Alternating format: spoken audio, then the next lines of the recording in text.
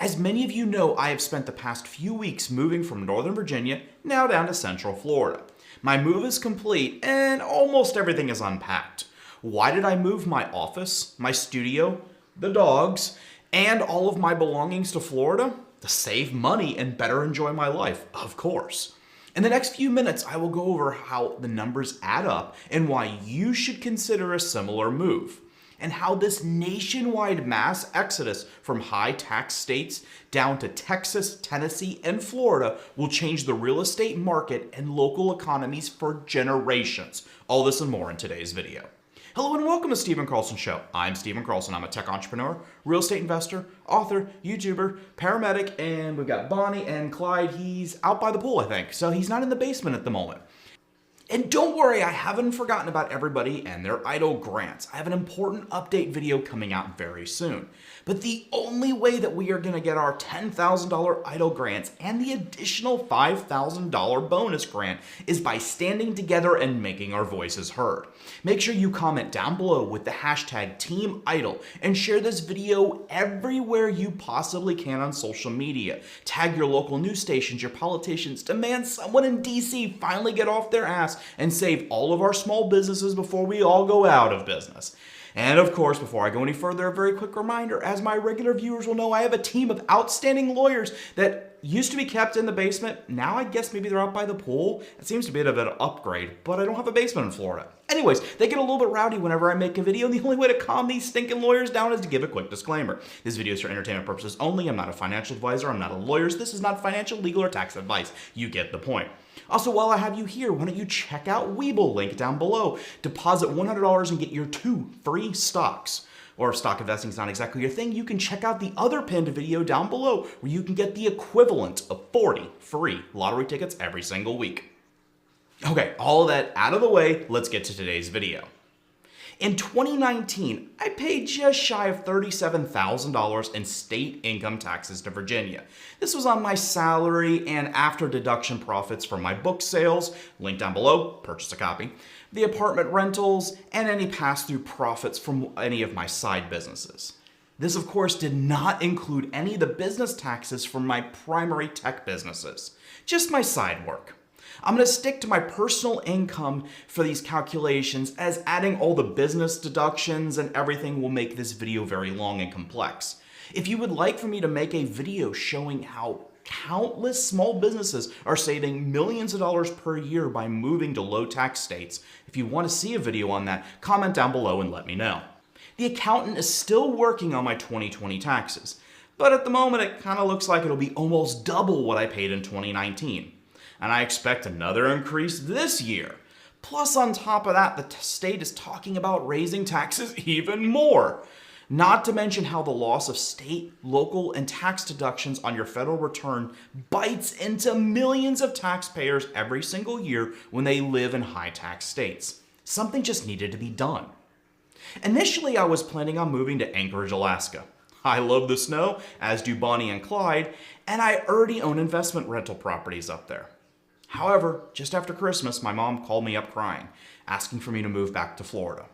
My parents are getting older. They're not old, as they would say, but they're getting older.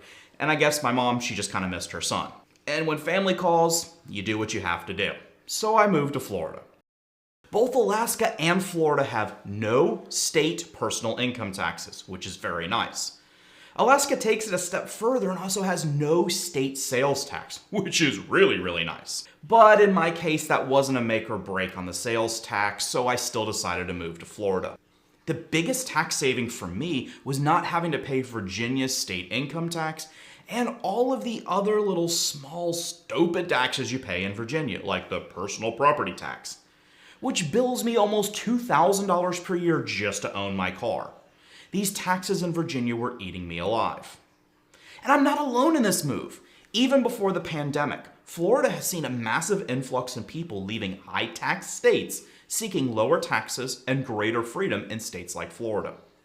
IRS data for 2018 shows Florida had a 3% increase over 2017 in the migration of net personal income.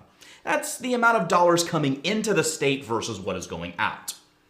South Florida saw a more than 60% increase in net personal income over 2017. And Palm Beach County alone saw a 20% increase, according to the IRS. And they track these numbers through address verification and changes on the annual tax returns.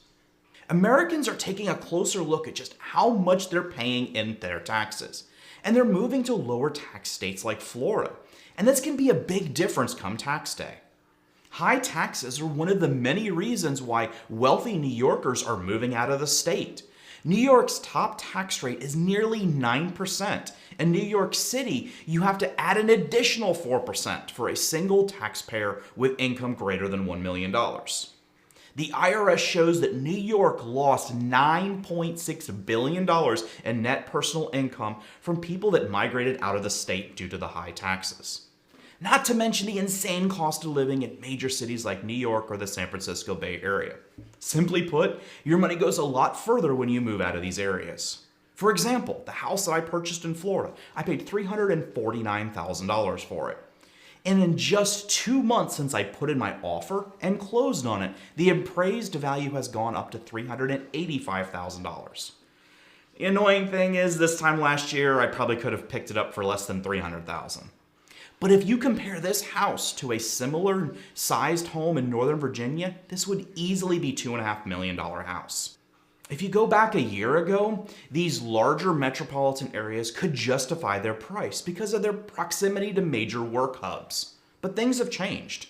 During the pandemic, people discovered that they do not need a large office building to get work done. For many, a laptop and a high-speed internet connection is really all they need. As things start to slowly turn around and we go back to some semblance of normality, many workers are demanding the freedom to keep working from home. And many employers are embracing the savings of not having to pay for large office buildings for their employees. Then from the employee's perspective, or from the small business owner, I have a video where I covered how you can usually write off your home office expenses on your taxes. And that's an added benefit that I didn't even bother to figure into these calculations. All of this is spurring a really hot real estate market in Florida. But unlike the bubble in the early 2000s, this one's not from dishonest mortgage brokers and the so-called no-doc or liar loans, where people borrowed 100% or 110 or higher of the value of their house with little to no income to justify it. As soon as there was a small correction in the market, millions of homeowners found themselves in foreclosure. Now, while I really hate saying this time it's different, it really is different this time. Specifically, banks are far more analytical when they review loans. And only those with verifiable pay for mortgages are going to be getting approved. This does little to help those that were financially hurt from the pandemic, but for those that still have a job with enough verifiable income, you should be able to get approved without much difficulty. Then on top of all this, you toss in the historically low mortgage interest rates, and now is by far one of the best times to purchase a house in a low-tax state like Florida.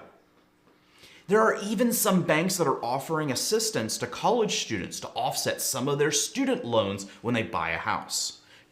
Then to top this all off, there's some banks that are offering assistance to college students or recently graduated college students to offset some of their student loans when they buy a house. Should I make a video that goes over the details and let you know how you can apply for some of these programs? If so, comment down below and let me know. Thank you very much for watching. Please make sure you click like and subscribe. Doing so helps with the YouTube algorithm. I appreciate it, as do Bonnie and Clyde, that I'm pretty sure, I can't quite see it down the hallway. Looks like they're down out by the pool and enjoying the 63-degree weather at the moment. Thanks, and I'll see you on the next one.